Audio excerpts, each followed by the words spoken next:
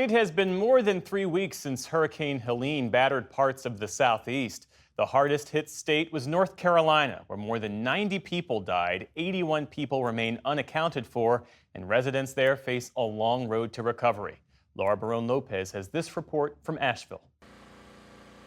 42-year-old Patricia Miranda has lived at this Asheville mobile home for more than 2 decades.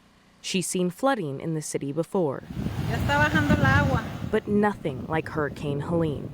She captured this video on Facebook Live. Miranda says that day is still etched in the minds of her young children. My little one wakes up every day at the morning, "Mommy, let's go, the water's coming." So how can I explain it? Everything is done. 3 weeks on, Miranda's trailer still has no power or drinkable water. Nearby tanks are filled with water for showering and flushing toilets. To make matters worse, temperatures in western North Carolina have dropped in recent days, with lows in the 30s. My house is really cold because that doesn't have no insulation under, so we have to wait. But thank God we have where we can sleep, where we can stay, and I'm able to cook for my family and for my neighbors. I have to keep going. I have to be strong for my family, especially for my kids. Late last month, Helene's fury stretched from Florida's Gulf Coast to the Appalachian Mountains.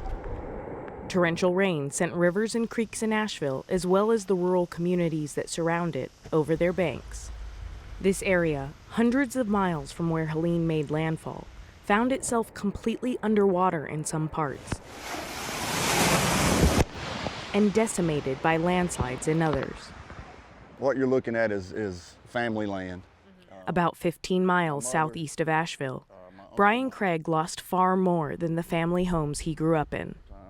11 of Craig's relatives were killed when the storm washed away this hillside, including his mother and father. Just total shock. And it was like that for a week, just couldn't believe it. You hope it's a nightmare. You're gonna wake up and it's a nightmare, but that's probably the only way to explain it. As the Craigs prepare for days and days of funerals, they're also contemplating the future of the land they've owned for at least 80 years. The immediate response from everybody is, I'm moving. I can't live here.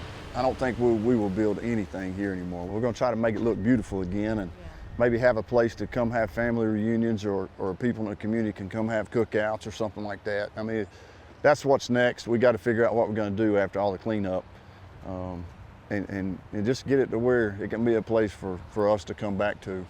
While many communities here continue to grieve, they've also had to practice patience as crews work to remove debris and restore utilities. This storm knocked out both the main line and the redundant line. Asheville Mayor Esther Mannheimer says plenty of work remains. It could be weeks until residents have potable water again. Do you think that there's anything that could have been done differently to better prepare for something like this? No, I don't think so. I don't know on the budget of a local government how you create systems that are resilient enough to withstand a catastrophic event like this without any failure. I don't think that's possible.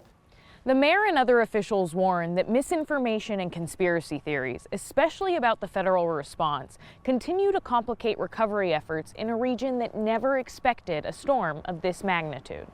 The biggest tragedy to me is if someone doesn't get the benefit they are allowed to get or are entitled to because they believe one of these conspiracy theories. The mayor herself has been the target of online attacks and threats, including anti-Semitism.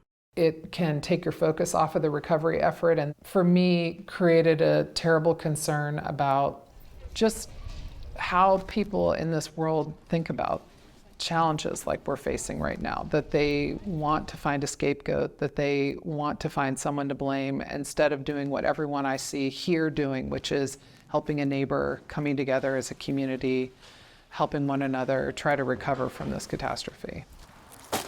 Across western North Carolina, armies of volunteers are still working to fill the gaps. Yeah, keep coming. Jerry Cahill's screen printing studio in Asheville's River Arts District was flattened by Helene. Like, I don't have a job to come back to right now, so my free time has been freed up to help volunteer and do what I can for the community.